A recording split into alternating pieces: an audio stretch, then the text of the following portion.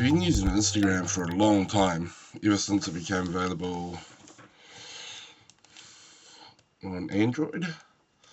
I may have even bought an iPhone just to use Instagram before it went to Android, so quite a long time.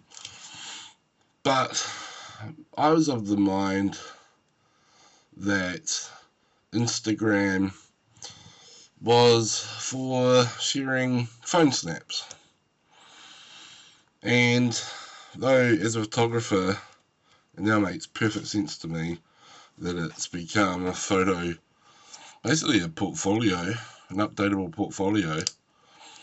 So recently, I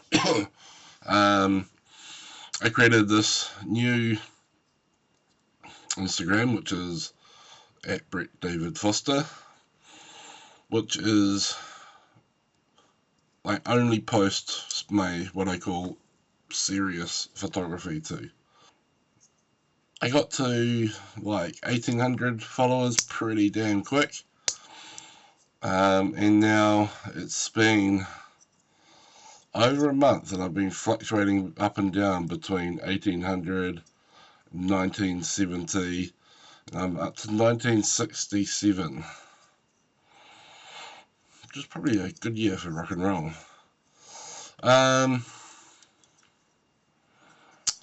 It's been such a noticeable difference from pre-1500 to post-1500, pre-2000.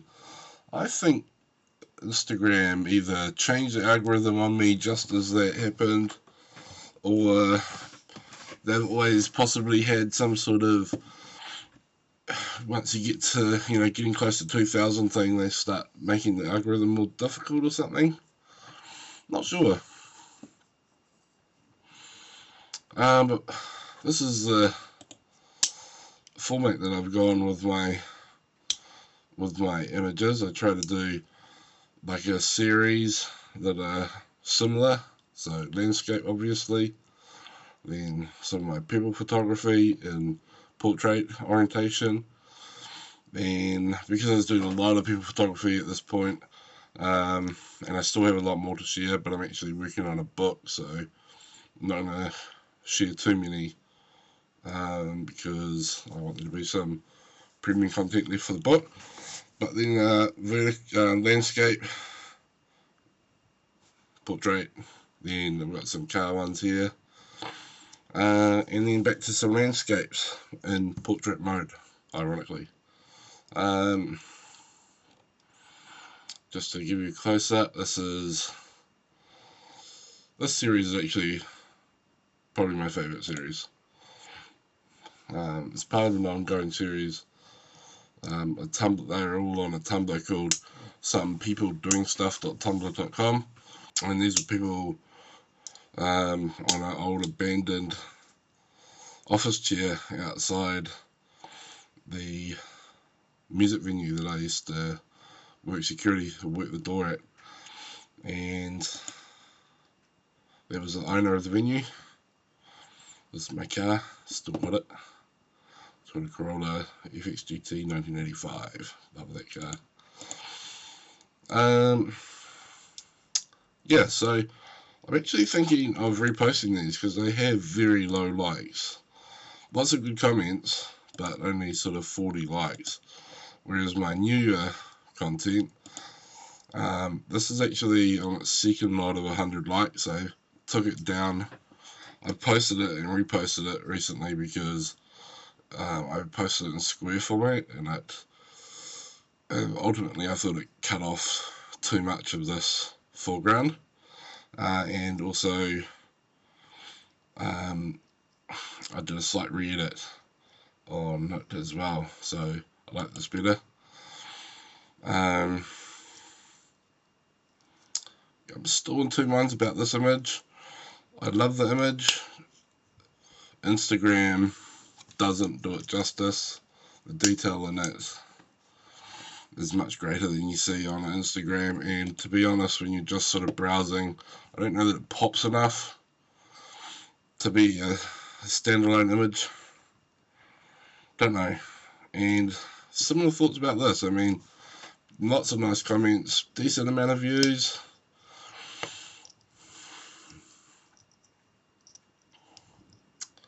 yeah, don't know, something about it. Lots of nice views, lots of nice comments though, so people seem to like it. This is one of my favourite car photos that I took. This is the second time I'm posting these car images as well, so these are double these figures at least,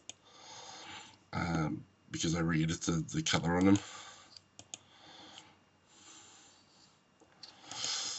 Interestingly, here we go.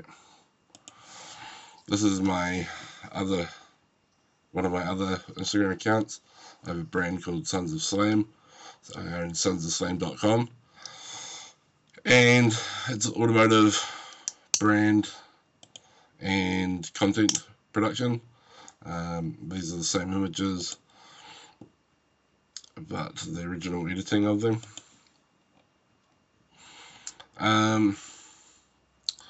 This site grows generically by itself so easily.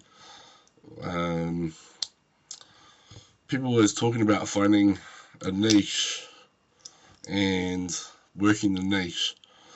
This is proof of that. If you find something that people are hungry for and no one's really catering to, I'm a little bit scared about this profile actually. I put very little effort into it. 1,600 followers. These are very low. Lots of followers. See, the interesting thing with this crowd is they're eager to follow. They're not so eager to like. And comments are even rarer. So, actually, comments are not too bad. The ratio of comments to likes is actually not too bad. But each niche or each interest group, I don't like the word niche. You got Americans call it niche. It's actually, yeah, well, in English, Queen's English, it's actually niche. It's from a French word originally. Back to what I was saying, interest groups, niches, interest groups. They will have pros and cons. Pros with this Sons of Slam site. They're rabid for it. It's easy to get people to like your site. I get a lot of traffic on sonsofslam.com. Facebook group gets a decent amount of traffic. With very little. Well, actually, I don't put a lot of effort into the promotion on social, but there's a lot of effort that goes on behind the scenes. I'm heavily involved in the car scene. As you might guess from these photos, images shot at the local drift events, shot at the local hard park events, and like do little mini features on, ghetto famous cars.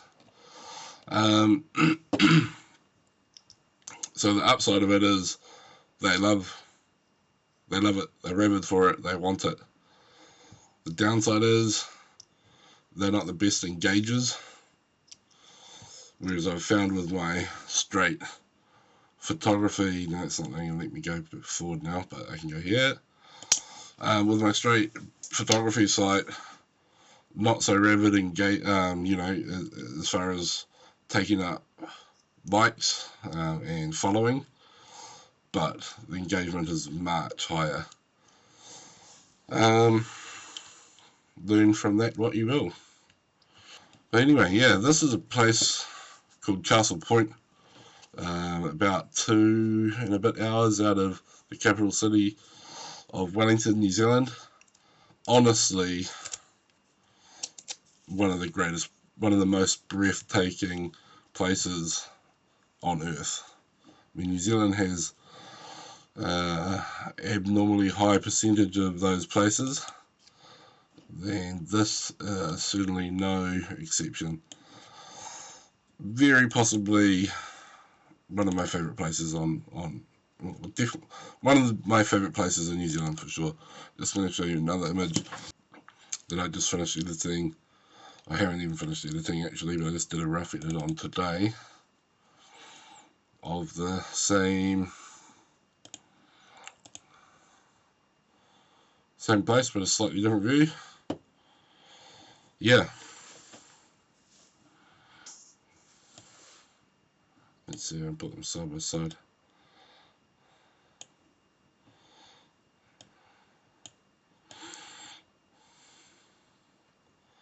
So I sat on this rock here for about 2 hours waiting for the light to go like this.